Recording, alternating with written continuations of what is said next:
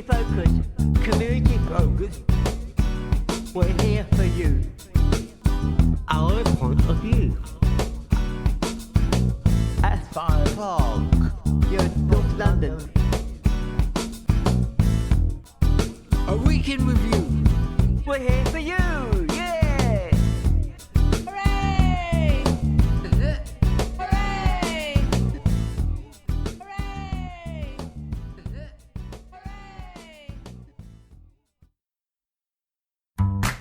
Community Focus is an art centre for children and adults with disabilities. We are based in the borough of Barnet, North London, and offer a selection of creative and well-being activities for all ages.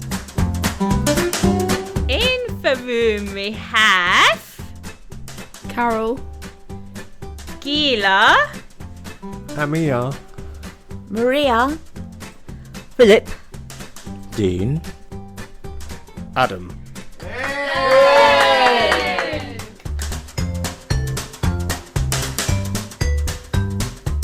Good afternoon, ladies and gentlemen, and welcome back to the podcast. In the room, we've got a special guest called Adam Wilson from Barnet Friends. Hi everybody, really happy to be here today. Thank you so much for the warm welcome.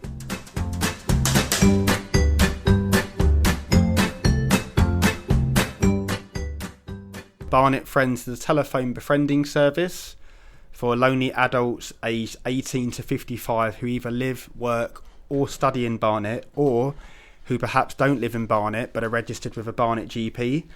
And essentially they have a volunteer they can speak to on the telephone once a week for up to 1 hour, and this support will go on for a year. So it's not to replace counselling. We're not like a suicide prevention service or a counselling service, but it's really a service for people who are lonely, and they can speak and chat to a volunteer each week to help them feel less lonely and perhaps empower them to try different activities in the community. can you give us advice on the range of activities and services for our listeners? So the befriending service, it's literally talking on the telephone up to 1 hour a week with the befriender. So that is the only service. However, what our befriender does, it's signpost people to lots of services and activities in the community. For example, if clients say that I want to be more physically active, we might signpost them to Meridian Wellbeing in Hendon, who run exercise classes. Or if they say they want to do like a coffee morning, we might say, oh, there's a good place in Colindale Community Trust you can go to. So even though it is literally just the befriending on the telephone, the befriender signposts people to lots of different activities and services in the borough. what's the difference between isolation and loneliness? That's a very good question. So usually the two are kind of banded about together. They can go hand in hand, but they are slightly different. So if someone's lonely, that's really about having a lack of quality relationships, a lack of meaningful connection with people. So to put that in perspective, you could live with people or you could be surrounded by people. You could have lots of connections around you, but you can still feel lonely because you feel disconnected with the people you're around. Isolation is more about the number of contacts you have. So someone could be lonely, but not isolated, and vice versa. So theoretically, you could be a lot less isolated by simply going somewhere, like to a community event, or perhaps going to, I don't know, a leisure centre or a church and be in contact with a lot of people. However, you still could theoretically be lonely because perhaps you don't have any sort of meaningful conversations when you're there. Adam, my name is Maria. I have got a very interesting question for you. How many people have you helped so far? Hello, Maria. Thank you for your question. Over the last year, we supported 108 people. Since we've been around, Barnet Friends has been around for about 6 years now. But I'd say since I've been here, we've probably helped around 550 people through befriending and signposting people to different wellbeing activities and services in Barnet. Wow, all them people. Must have taken ages to get through all them people. Well, it was over the last 5 years, so it's been ongoing work. As they say, Rome wasn't built in a day. So, Do you have any advice for me to give to someone I know who feels lonely? yes. So, if anyone's feeling really lonely, I would say, encourage them to have any conversation, any meaningful conversation they can with someone. That might be speaking to the postman at their door, or it might be speaking to someone at the supermarket when you're buying your shopping, or it might be when you go into a coffee shop buying a coffee and just having a conversation. Because sometimes just having a few conversations a day can do so much to help reduce loneliness and make us feel that bit happier. Is there a waiting list for people who feel lonely? At the moment, we're very lucky. Our waiting list isn't that big at all. So a couple of years ago, it might have taken us, say, 2 to 4 weeks to match any client with a befriender. However, now it's as little as 2 weeks. So our waiting list is quite small, which is lucky because we've actually got quite a big team of around 17 volunteers who speak to one or more clients every single week. I know I asked this before, Adam. How long have you been with Barnet Friends? Hi, Phil. So the project has been around for about 5 years now. I've been there 4 years, just over 4 years. And yeah, very lucky. Since when the project started, it's been renewed year on year, which is really kind of a testament to the great work our volunteers have done supporting lonely people in Barnet. What is your role, apart from hand role? So my role there is managing our volunteers and giving them support and advice about how they can support the lonely adults they speak to on the telephone each week, as well as delivering training to volunteers, recruiting volunteers, and basically just trying to find different places in the community to reach out to more people, really, to raise awareness, because there are so many more people in Barnet who don't know about Barnet Friends, and it's really just trying to promote our work. What is your age range based around for helping people? I thought you were going to ask me my age for a moment there. But age criteria is 18 to 55. So sometimes we do get people who are over 55, and then we might signpost them to Age UK Barnet or the Age UK Friendship Call service, which is like a national service. There's also Silverline as well, which is befriending for over 55s on the telephone. However, if someone comes through and say they're 55 and it's their birthday, like in 3 or 4 months' time, we prioritise that person at the front of the queue so they can actually get a befriender before they're no longer legible. Cut-off is 55 because Age UK Barnet have the contract for anyone age 55 plus who wants a befriender. Well, that's good to know, isn't it? Because people will be listening and thinking I'm 56 and I want to speak to somebody. So that's good to know.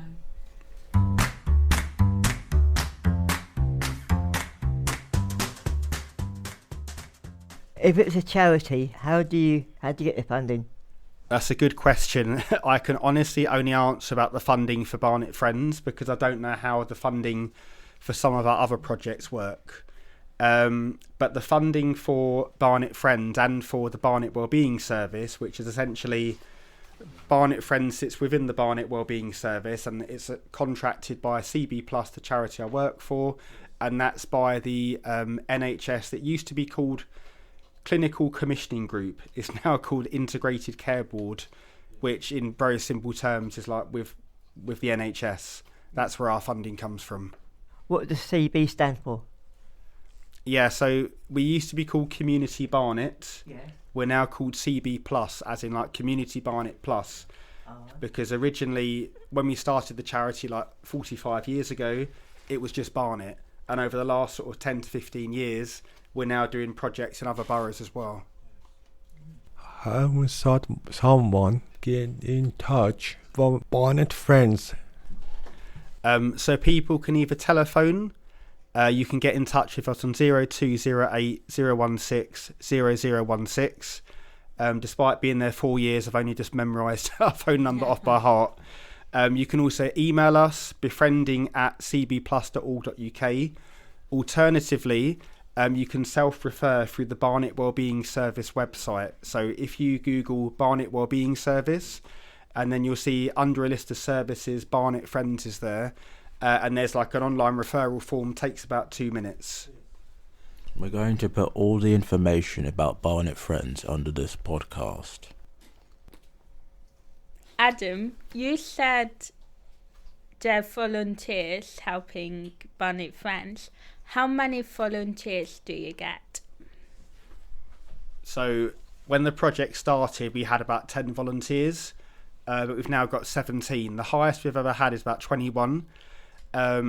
But the majority of volunteers with Barnet Friends have been there for a long, long time, because I think it's a really rewarding role. They really enjoy the conversations they have with people in the community.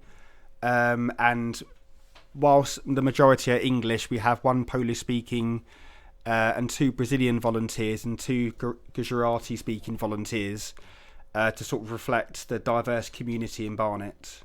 Can anyone become a volunteer at Barnet Friends? Providing you're 18 or over, and the reason for that, we just haven't got the correct insurance for volunteers who are under the age of 18. Who thought of the idea? That's a good question. I was studying this question ahead of time, and the honest answer is I don't know.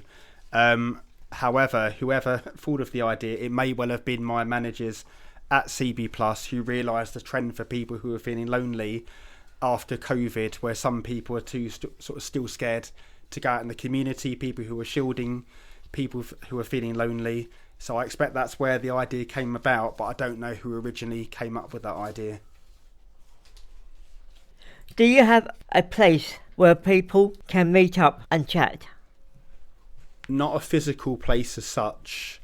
However, we do have quite a varied pool of volunteers. Some volunteers who work full time, and they might call clients at different hours of day, perhaps in the evening or perhaps on the weekend. But we do sort of bear in mind like different wellbeing activities in the community, where we signpost people to and say, hey, have you heard about this wellbeing cafe, or have you heard about this reading group where they can go to and meet different people.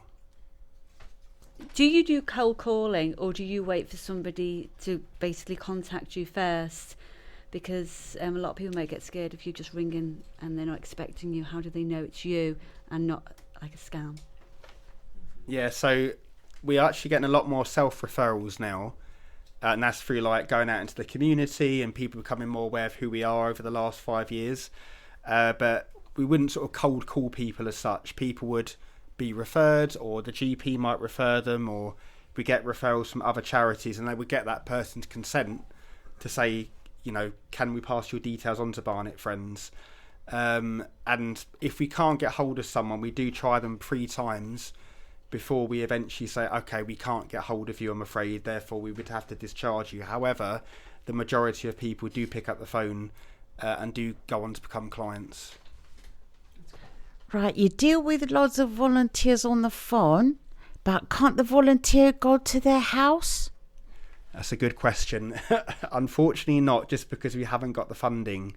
So we'd love to do it, but we'd require the funding to pay for all the volunteers' travel expenses, and if a volunteer meets someone out in the community, to compensate the volunteer if they want to take the person for tea or coffee. And that's the only reason we can't, I'm afraid. We just haven't got the funding, but we would love to do it face to face if we could. Have you had any success stories? So there's one client we had who originally lived in India. He faced a lot of discrimination, and he told us he was essentially forced out of his own country because he came out as a gay man. And he'd lived in Barnet for 10 years, but he didn't have any friends in this country. All his family lived abroad, and the only contact he had was with his mother. So when the volunteer first started calling him, he was very, how can I put this, self-conscious about going out in the community. He was worried about discrimination, being bullied. And he applied for PIP, Personal Independence Payment, and he got declined for it. And we sort of empowered him. He said, no, make sure you, reapply for that. Try and fight against it because you're entitled to PIP. So he was able to get that in the end. And over time, the volunteer tried to encourage him to do things in the community, like go to the library, go to the park. And as time went on, he became more confident. He then enrolled in a women's hairdressing course and became qualified as a women's hairdresser, and started making friends through an LGBT charity called London Friends, where he started going to support groups. So after what this poor guy's been through, he came out happy. Yeah. Oh. Yeah, he came out a lot happier in the end. That's amazing. We supported one man who, when he was first referred to the service, he was in chronic pain. He rarely struggled to get out. And he was very frustrated because he had a motorbike, but he was in so much pain he couldn't ride it. And essentially he became a prisoner in his own home. He never used to go anywhere. So we actually encouraged him in the end to switch his GP because he kept complaining about his GP, saying they get his medication wrong, so he could never see the doctor. To cut a long story short, he changed GP, was able to get on the medication that he needed, was able to manage his pain. We made a referral to adult social care so that his home was more accessible, that he could get around. We helped him apply for benefits through Boost, who were able to do a home visit and help him get all the benefits he was entitled for. And he achieved a long-term dream of working at Barnet Mencap, where he'd been a service user for quite a few years. Wow.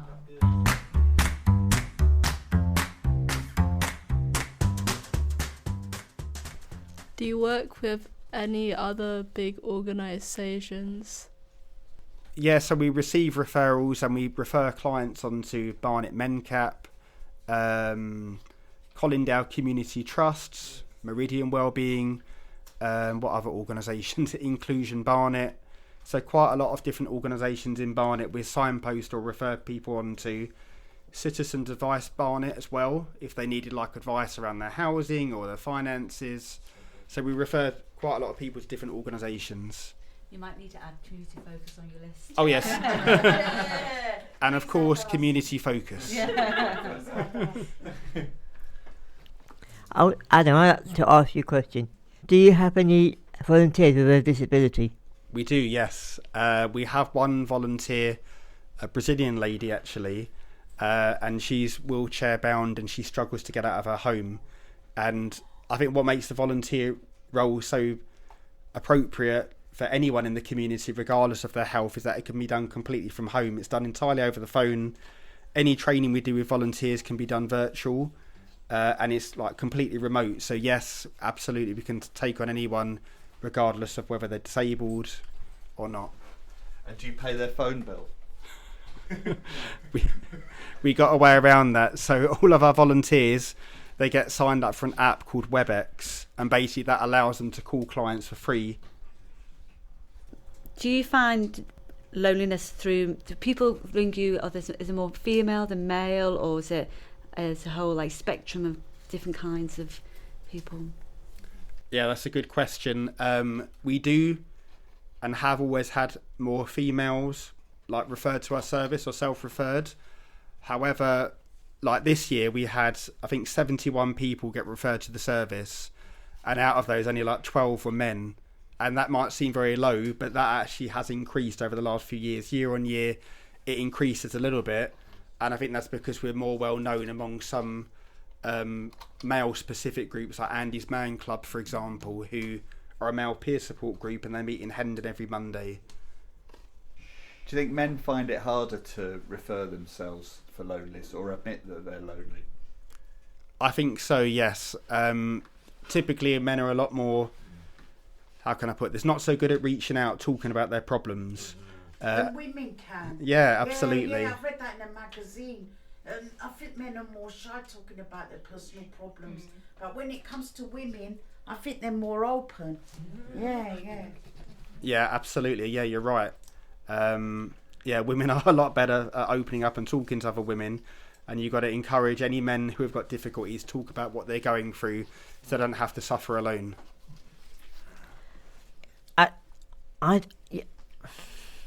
She's not this. What I can say. I used to be very quiet when I was at home. You wouldn't believe it now. I was very quiet when I was at home with my mum.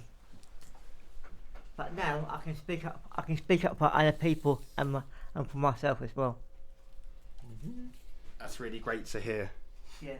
Adam, do you have like a safeguarding sort of lead? So if anybody rings up that you're concerned about, you just don't put the phone down. See you next week. Do you have somebody someone to talk to about if you're concerned about somebody? Yes. So if you have any safeguarding concerns, I've got a manager above me, and there's a safeguarding lead above that. Can I give a quick example? Yeah. We met, not through Barnet Friends, but actually for a different project. One of my colleagues met someone in the community, one of our volunteers, who was showing signs of self-neglect. He hadn't showered in days, was wearing very sort of torn clothes. He still stunk of alcohol. And when she raised that, I got in touch with his GP and made a referral to adult social care and said, look, I think this man struggles to look after himself, like self-neglect. And they arranged a care package, and we also arranged for him as well as a mental health advocate, because he was under a community mental health team in Barnet, but he expressed they were giving him medication and keeping him against his will. So we arranged a mental health advocate for him. Is he better now then? I hope so.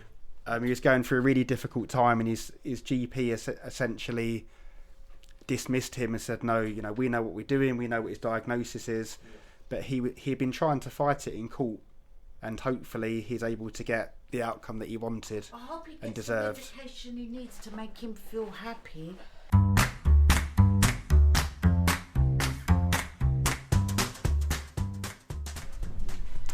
Adam, I always ask this question to our guests. If you would live on a desert island, what one thing would you bring on the desert island? I don't know. I would say a coffee machine, but there'd be nowhere to plug it in. No. That's impossible. Where are you going to plug in the coffee machine in the sand? It's going to need electricity to make his coffee. Oh. But the coffee beans need hot boiling water. Well, get 2 sticks, rub them together and boil up the beans. Yeah, now you're talking. Yeah. Now you're talking. How comes, Adam, you didn't bring any, information like the logo with you? I've got a load of leaflets in my bag, don't worry. Good answer. Yay.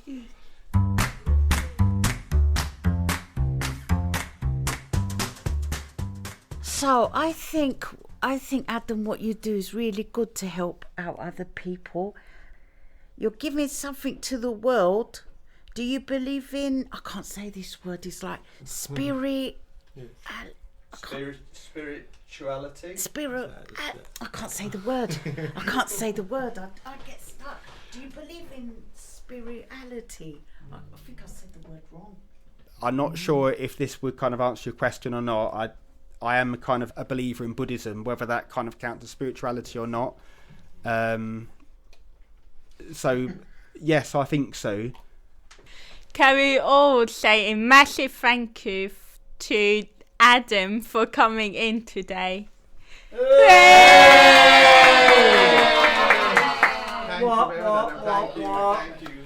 It's been great to be here, everyone. Thanks for having me today. It's been really good fun and really nice to meet you all. Okay, thank you. Thank you very much. Right, do you want a cup of tea? Or Yes, coffee? please. Oh, I'd love a coffee, thank you. Do you want a hand? And we will put all of the details underneath this podcast.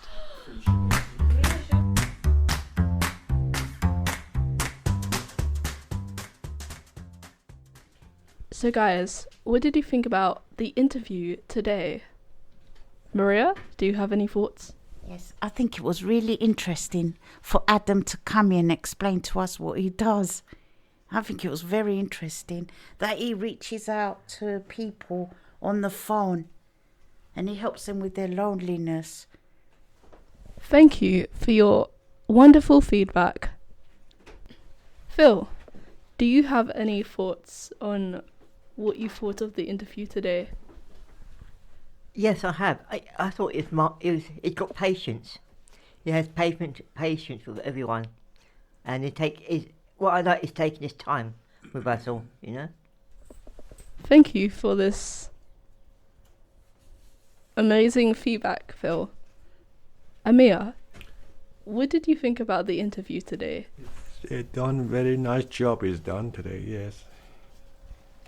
Carol, what do you think of Adam?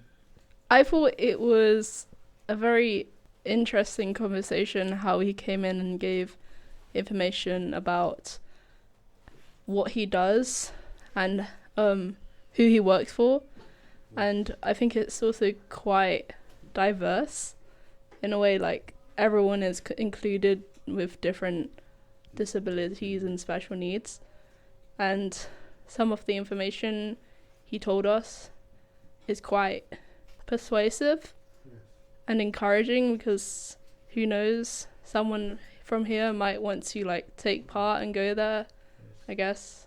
Yeah. Was there anything that surprised you, Phil? Yes.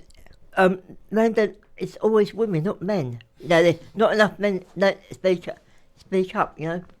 They kept it inside themselves, or don't want to bother people, you know. Yeah, because men have personal problems. They're not like women. You can go to a cafe with your best friend, like another woman. You can talk to what's going on. Women are more open than men. Men tend to bottle their feelings and their emotions and their whatever's going on with them. They keep it in here. Did anything surprise you, Carol, during the conversation? I think when he was telling us about the success, about the stories, what surprised me was he was talking about this guy from, was it Africa or something? Oh, India. India. He was rejected because he was from his country because of his sexuality, and he came here and he felt lonely because he didn't have any friends, but then he kind of came in contact with Barnet Friends, which helped him. Thank you, Carol, for doing such a brilliant interview. Hey! Carol. Well done, Carol, well done. This is a big thanks to the National Lottery and Water for All for giving us the funding so we could have this opportunity to spread our word worldwide. And also to any of our listeners, it'd be great to have some feedback from anybody. So if anyone's got any questions or any topics we want to cover, please get in touch. Yeah, leave a comment, and we've always got underneath our podcast, we've always got an email address you can contact us on. We're also always looking for people to collaborate with, so if you'd like to be on our podcast, interview us or we interview you, then we're really happy to do that. And please give us a like, a subscribe, a follow. Bye!